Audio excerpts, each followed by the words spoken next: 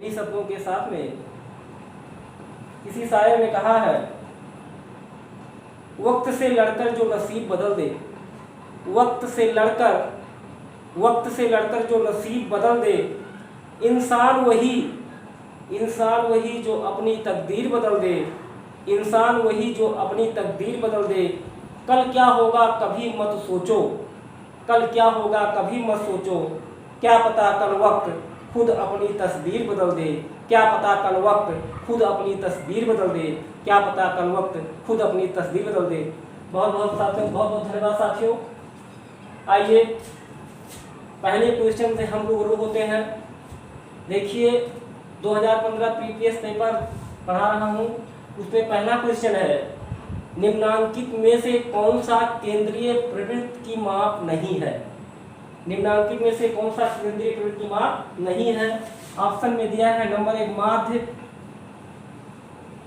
Number 2 यहाँ option में दिया गया है माध्यिका,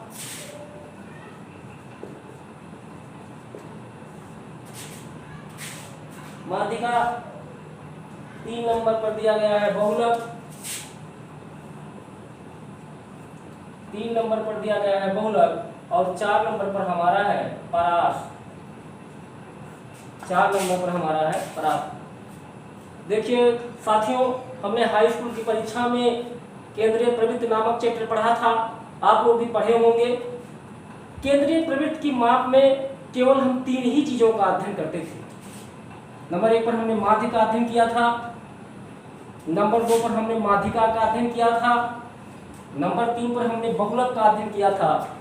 एक्चुअली केंद्रीय प्रवृत्ति के माप से मतलब एक्चुअली औसत से होता है। माध्य का मतलब आप जानते ही हैं, समांतर माध्य, समांतर माध्य बराबर आप जानते हैं पदों का योग बटे पदों की संख्या, कहने की जरूरत नहीं है। माध्य को एक्चुअली हम माध्य समांतर माध्य में क्या निकालते हैं, एक्चुअली हम औसत ही तो निकालते हैं। इसके बाद माध्यिका, साथियों माध्यिका का एक और नाम है, कभी कभी क्वेश्चन पेपर में माध्यिका का नाम जब बदल कर देता है तो हमारे बहुत साथी विचलित हो जाते हैं कि ये क्या गया। माध्यिका का एक नाम और है मध्यांक, माध्यिका का एक नाम और है मध्यांक। मध्यांक नाम क्यों पड़ा, क्योंकि जो बीच के पद होते हैं हम माध्यिका में केवल उन्हीं को लेते हैं। सम विषम तो बात की बात हुई। इसके बाद में बहुलक, आप जानते हैं जो सर्वाधिक बार आए, आप जानते हैं जो सर्वाधिक बार आए वो क्या होता है, बहुलक होता है। हमारा जो सर्वाधिक बार आए वो बहुलक होता है। एक बात और आपको बताऊं, ये जो परास है साथियों, इसका एक नाम और है परिसर, इंग्लिश में इसको साथियों रेंज कहते हैं। जो परास है इसका एक नाम साथियों और है परिसर, और परिसर को हम इंग्लिश में रेंज भी कहते हैं। तो केंद्रीय प्रवृत्त की कह रहा है सवाल में कि निम्नांकित में से कौन सा केंद्रीय प्रवृत्त की माप नहीं है। तो हम जानते हैं मेरे भाई, ये तीनों हमारा केंद्रीय प्रवृत्त की माप है, ये तीनों हमारा केंद्रीय प्रवृत्त की माप है, केंद्रीय प्रवृत्ति की माप है, और ये तीनों हमारा केंद्रीय प्रवृत्ति की माप हो गई। कह रहा है कौन सा नहीं है, तो मेरे भाई यही वाला, ये चीज आपका नहीं है, ये चीज आपका नहीं है। यानी कि केंद्रीय प्रवृत्ति की माप में माध्य आता है, माध्यिका या मध्यांक आता है, हमारा बहुलक आता है, लेकिन परास या परिसर या रेंज नहीं आता है। अभी इसके जस्ट बाद हम परिसर पर एक सवाल कराने जा रहे हैं, क्योंकि प्रत्यक्ष प्रमाण के सामने संदेह को स्थान कहा। इसी के बाद में तुरंत परिसर पर सवाल लीजिए। देखिए साथियों, कभी कभी क्या होता है कि बच्चे बहुत कठिन सवाल पेपर में हल कर देते हैं, लेकिन वो सरल सवाल को बहुत जल्दी गलत कर जाते हैं। इसलिए घबराहट में हमको सरल सवालों पर ध्यान देने की बहुत जरूरत है, क्योंकि कभी कभी सरल सवाल ही हमको रेस से बाहर कर देते हैं। आइए इसी के बाद में तुरंत हम परिसर पर सवाल देखते हैं। ये वाला आपका हो गया। अगला क्वेश्चन देखिए, अगला क्वेश्चन देखिए, आंकड़ों, दूसरा क्वेश्चन, आंकड़ों 25, 15, 23, 40, 23, 40, 27, 25, 27, 25, 27, 25, आंकड़ों पर 27, 25, 23 तथा 42 का परिसर है। साथियों बताऊं मैं आपको, एक परिसर नामक चैप्टर आप लोग नहीं पढ़े होंगे। हाई स्कूल में हम लोग हाई स्कूल में पढ़ते थे, मैपिंग का चैप्टर हुआ करता था उस समय। 112 मैपिंग, ऑन 2 मैपिंग हुआ करती थी। वो परिसर का संबंध उसी से था, लेकिन यहाँ इससे कोई मतलब नहीं है। परिसर का मतलब सीधा होता है, आप लोग जान लीजिए। परिसर मतलब होता है अधिकतम प्रेक्षण मान माइनस न्यूनतम प्रेक्षण मान। देखिए भाई, इसमें कुछ करना ही नहीं है। इसमें जो सबसे बड़ी संख्या होगी, परिसर निकालने में केवल हमको यही करना है, जो सबसे बड़ी संख्या होगी उसमें से हमको सबसे छोटी संख्या घटा देना है, बस इतना ही काम करना है। तो देख लीजिए भाई, अधिकतम प्रेक्षण का मान माइनस न्यूनतम प्रेक्षण का मान। अधिकतम प्रेक्षण मेरा इसमें कितना हुआ है, 42 है भाई। 42 सबसे बड़ी संख्या, इसमें सबसे बड़ी संख्या 42 थी, और सबसे छोटी संख्या है इसमें हमारी, इसमें सबसे छोटी संख्या 15 है। घटा देंगे तो 12 से 5 गए 7। एक उधार दिया था तो यहाँ 3 बचा, और 3 में से 1 गए 2, हमारा गए 27। आंसर। कभी कभी अभ्यास न होने की वजह से सरल सवाल भी गलत हो जाते हैं। और मैं दावा करता हूँ कि पूरा प्रीवियस पेपर मैं टेट का पढ़ाऊंगा। इसके बाद में जो 2 साल सुपर टीटी हुआ है उसका भी मैं मैथ पढ़ाऊंगा। एक एक सवाल का आपको अध्ययन कराऊंगा और बहुत आराम से आप लोग पास हो जाएंगे, कोई दिक्कत नहीं होगी। आइए हम अगला सवाल करते हैं। इसका मान 27 आ गया।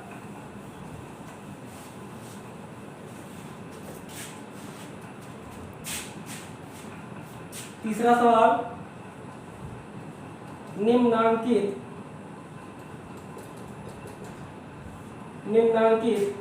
पैटर्न का अध्ययन कीजिए।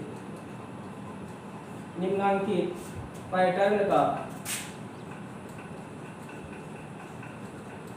अध्ययन कीजिए। निम्नांकित पैटर्न का अध्ययन कीजिए। भाई अध्ययन करना ही है, करेंगे। इन्होंने दिया है भाई 1 × 1 = 1। फिर इन्होंने दिया है 11 × 11 = 1 to 1। फिर इन्होंने दिया है 1 1 1 1 1 1 = 1 2 3 2 1। इसके बाद में इन्होंने डाटा बनाया है। फिर इन्होंने पूछा है कि इसके अनुसार 1 1 1 1 1 2 3 4 5 1 2 3 4 5 गुणे 1 2 3 4 5 का मान क्या होगा। देख लीजिए भाई, इसमें हमको गुणा करने की जरूरत नहीं है। 1 1 का 1 हुआ। देखिए एक संख्या थी तो एक बार 1 को लिखे। यहाँ जब 2 संख्या आई, 11 का जब 11 में गुणा किए तो हमने क्या लिखा, 1 2 लिखेंगे, क्योंकि 2 बार हमको गुणा करना है तो 1 और 2 और 1 लिखेंगे। 3 संख्या आई तो हम 1 2 3 लिख देंगे 3 बार, और इसके बाद में डिमोशन करेंगे, घटाएंगे तो 2 1। इसी प्रकार से देख लीजिए इसमें हमको कितनी संख्याएं मालूम है, 1 2 3 4 5। देखिए 1 का गुणा 5 बार किया गया है। ध्यान से समझिए, गुणा नहीं करना है, ट्रिक से ही इसको लगाएंगे, गुणा करने की कोई जरूरत नहीं है साथियों। 1 1 1 1 1 5 बार है तो हम क्या करेंगे, कुछ करना नहीं है। इसके बाद में 5 बार है तो 1 2 3 4, और हमने 5 ऐसे लिख दिया क्योंकि 5 बार है तो हम 5 संख्या तक जाएंगे, क्योंकि हम 1 का इसमें 5 बार गुणा है, इसलिए इसका ये नियम है, यही ट्रिक है कि हम 5 बार उस संख्या को लिखेंगे। इसके बाद आप घटा देंगे, डिमोशन करेंगे तो 1 2 3 4 5। इसके बाद में घटाएंगे 4 3 2 1, और this is the right answer. 1 2 3 4 5, क्योंकि देखिए 1 2 3 4 5 बार लिखा था तो 1 2 3 4 5 लिखेंगे। इसके बाद में डिमोशन कर देंगे 4 3 2 1, और this is the right answer. गुणा करने की जरूरत नहीं है, क्योंकि आप गुणा करेंगे तो आपका 1 या 2 मिनट लगेगा, मात्र 1 सेकंड में इसका उत्तर आ गया बाय ट्रिक। अगला सवाल देखेंगे, हम इसको मिटाएंगे, अगला सवाल देखेंगे।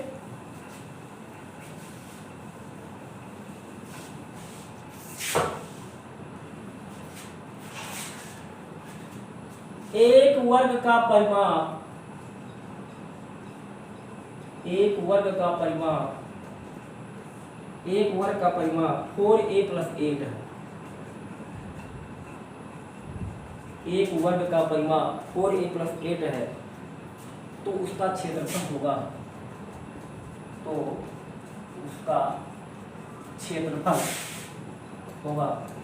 एक वर्ग का परिमाप 4a + 8 है, तो उसका क्षेत्रफल होगा। ऑप्शन में इन्होंने दिया है, पहला ऑप्शन है a² + 4a + 4 कोष्ठक बंद। दूसरा ऑप्शन है 10a² - a - 8 कोष्ठक बंद। तीसरा ऑप्शन है a + 2a² + 4। हमारा चौथा ऑप्शन है 4a² + 4a - 4। देखिए हमारा ऑप्शन है, एक वर्ग का परिमाप 4a + 8 है। साथियों, एक वर्ग का परिमाप 4a + 8 है, तो उसका क्षेत्रफल होगा, हमको चार ऑप्शन दिया गया है। तो हम जानते हैं जो वर्ग का परिमाप होता है, वो वर्ग का परिमाप होता है 4 × 1 भुजा। 4 × 1 भुजा वर्ग का जो परिमाप होता है, वर्ग का परिमाप बराबर होता है 4 × 1 भुजा। 4 × 1 भुजा। तो हम अगर एक भुजा इसकी निकालना चाहें, अगर निकालना चाहें, तो हमको दिया गया है एक भुजा कैसे निकालेंगे। देखिए हमको दिया गया 4 × 1 भुजा, हमको दिया गया है परिमाप दिया गया है 4a + 8। कुछ करना नहीं साथियों, यहाँ से हमने 4 कॉमन ले लिया, तो यहाँ पे बच गया हमारा a + 2। ये हमारा परिमाप हो गया। एक भुजा यहाँ से निकालेंगे हम, तो एक भुजा निकालने के लिए साथियों हम क्या करेंगे, 4a + 2 में हम 4 से भाग कर देंगे, क्योंकि वर्ग का परिमाप जो होता है वो होता है 4 × 1 भुजा।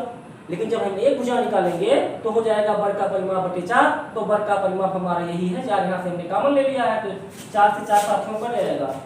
तो पूछ रहा है उसका क्षेत्रफल क्या होगा। तो भाई हम जानते ही हैं क्षेत्रफल क्या होगा। क्षेत्रफल होता है भाई भुजा वर्ग। क्षेत्रफल हमारा क्या होता है, भुजा वर्ग, यानी a + 2 का होल स्क्वायर। a + 2 का होल स्क्वायर, तो a + 2 का होल स्क्वायर करेंगे साथियों, तो a² + 4 और +4a, a²। चलिए बीच में लिख देते हैं, नहीं कुछ लोग कहेंगे कि a² + 4a और प्लस कितना हुआ 4। a + 2 का होल स्क्वायर खोल देंगे हम, a + b के होल स्क्वायर से आप जानते हैं कि a + b का होल स्क्वायर बराबर a² + b² + 2ab। उसी से हमने खोल दिया, तो a² + 4a + 4 हो गया हमारा आंसर। साथियों पहला वाला मेरा सही है, a² + 4a + 4 is the right answer. ये वाला भी मेरा गलत हो गया साथियों, और ये वाला भी मेरा गलत हो गया, और ये वाला भी मेरा गलत हो गया। आइए हम अगले सवाल की तरफ चलते हैं, इसको मिटा रहे हैं।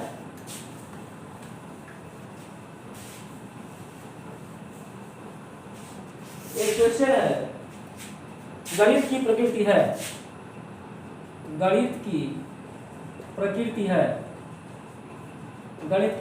नंबर 1 ऑप्शन में दिया गया है सजावटी। नंबर 2 ऑप्शन में दिया गया है तार्किक। नंबर 3 ऑप्शन में दिया गया है कठिनता। नंबर 4 ऑप्शन में दिया गया है सामान्य के लिए नहीं।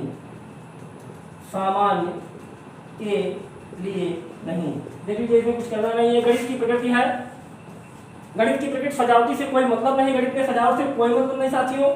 गणित की प्रकृति ही तार्किक है। This is the right answer. गणित की प्रकृति क्या है, तार्किक है। हमको कठिनता से साथियों कोई मतलब नहीं है, सामान्य के लिए भी कोई मतलब नहीं है। बहुत बहुत धन्यवाद साथियों। हम अपना अगला वीडियो कल पढ़ाएंगे।